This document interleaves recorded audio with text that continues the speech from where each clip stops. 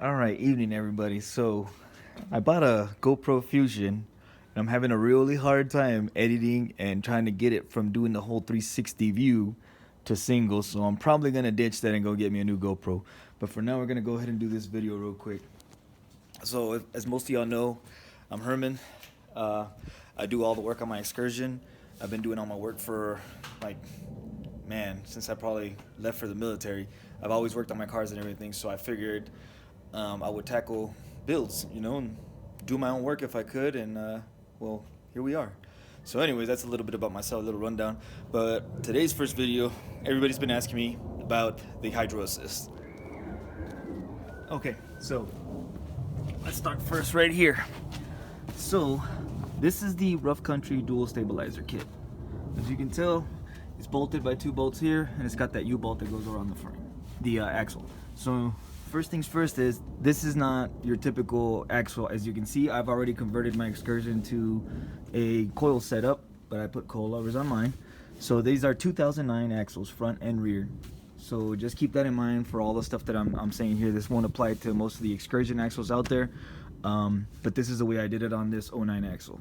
So I went ahead and reused this because it would save me money, number one, and it was more cost effective for me actually.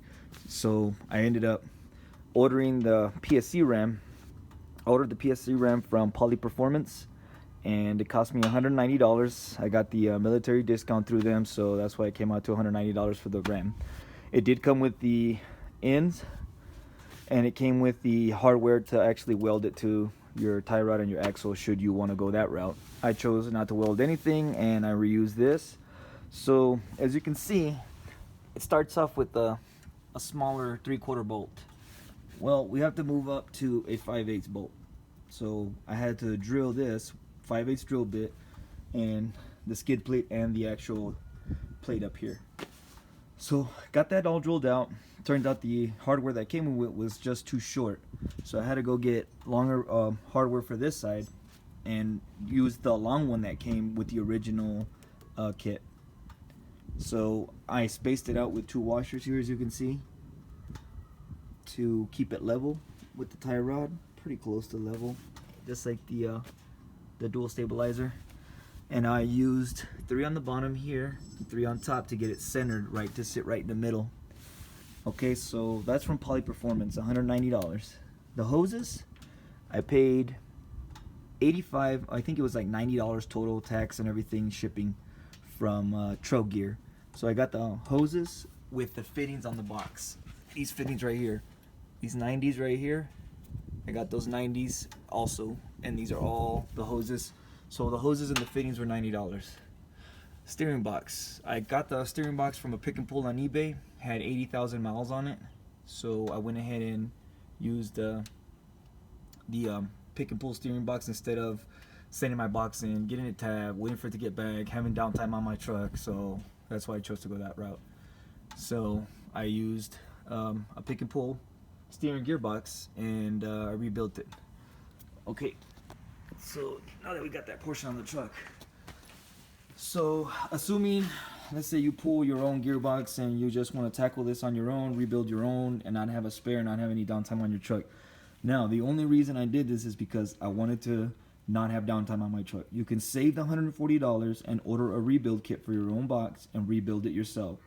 The O-ring kit is $30. The one with the bearings, everything, dust seal, everything in it, internal, is like $80, $90, and it goes up from there if you need a new piston and this ring gear that goes inside, the gear that goes inside, that goes straight with the shaft. That's your option. Option 2, if you're gonna do this, order your parts kit. What you're gonna do is you're gonna tap it right here. You're gonna do a center punch here and a center punch right dead center of this, right dead center of the piston area. So you're gonna center punch it. You're gonna take a 7/16 drill bit and drill those holes.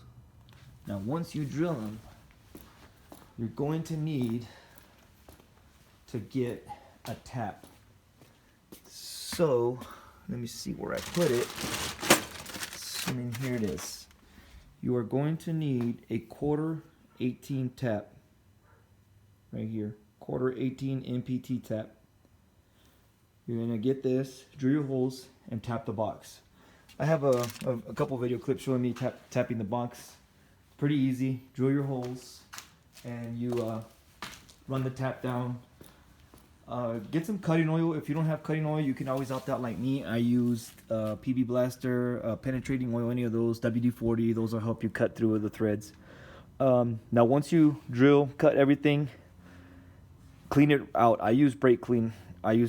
Flushed it out, and then I put it inside a bucket with a degreaser from Home Depot, one of those big jugs of degreaser. I poured it in a 5-gallon bucket, dumped all the parts in there, let it sit for about 4 or 5 hours, took them back out, wire brushed everything, cleaned it all up nice and neat, and started assembly. Once I started assembling it, I had some spare ATF fluid here in this jug, so I took it, put it in one of my little like paint cups, little quart cup, and then I would dip my O-rings in there, put them in there. That's why everything stayed lubricated. Put all my little wheel bearing, my little ball bearings in there, put them back in there, so that way it doesn't stay dry. And then once I started popping this in, poured some oil in there, closed it all up, pushed it through the dust seal, torqued down the bolts, you know, and then didn't make no adjustments to the top. You can make adjustments, but I didn't want to mess with anything else. I figured all it needed was a little bit of TLC. So anyways, put it all together, plumbed it up, tapped it, and then I dropped this box out, put the other box in, and everything else was pretty much tightening up the hoses. Now, I do want to let you know that I happen to have some spare old school triple flange military grade earplugs here that I used to use in the engineering spaces. So these things came really handy when I pulled those lines off the steering gearbox, so I wasn't, you know, pissing oil all over the place. So I shoved those earplugs into the lines, the supply line and return line to the gearbox on the truck, so I could temporarily drop the box and everything, not worry about oil pissing out everywhere. You can always flush it if you want to flush it before you fill it up. My oil looked great. There wasn't really any issue there. It's just that I was getting a lot of play in the steering, so that's why I opted to do all that. And in chasing down this steering issue I had, I replaced these, replaced the tie rods. Of course, you see I'm running the PMF HD joint, the ballistic joint. Didn't have no issues there. All this was torqued, all the time, everything was tight. The only thing I could have suspected was my ball joints, but they look good. I don't know, maybe I might change them. I might go with the rebuildable ball joints here later on just to complete the rest of this front end build. But that's pretty much what I did for the Hydro Assist. Really simple. Once you start the truck, you fill it up, crack these little suckers open and vent it off, get some air out. You're gonna get some weird noise coming out of the Hydro Booster area where once you push the brake down. Remember, this is an O2, it's a 7.3, so it shares that hydraulic actuating for the brakes too to operate. So I kept getting all this weird noise. I turned it off, let it sit there for about 30 minutes, restarted it, drove it around a little bit, came back, did the same thing. I did it 2 or 3 times. I drove it around. Now I don't get any pulsating, no weird noises. All the air is out of the lines because I suspect that's what it was. And yeah, that's where we're at with the Hydro Assist. Hope this helps any of you guys get some parts. And like I said, this was $190, $140 for the gearbox, and $90 almost with the fittings and hoses. I already had this set up here, so all I did was drill, modify it, and slap it in there, and away she went. Should you not happen to have a dual stabilizer kit or anything like that, you can opt out and go buy the PMF cover with the RAM kit mount that mounts to the drag link. It's pretty pricey, but I ran it before. I ran it on my 2008, and it was awesome. But this was a budget mind, quick problem solver for me. That's why I chose to just do it this way. And I wanted to save a little bit of money, you know, so I can spend it somewhere else. So yeah, and I still haven't gotten my tax return, but I have something for that. We're probably gonna go with an exhaust. You see these tiny little exhaust pipe, down pipe. We're gonna make that into a nice little 4-inch pipe. We'll do a 4-inch pipe all the way down. Give me a nice exhaust all the way up. Do new bellows down pipes, and maybe spruce up the turbo with a wicked wheel. I don't know. We'll see whatever our tax return decides to do. All right, guys. Thanks.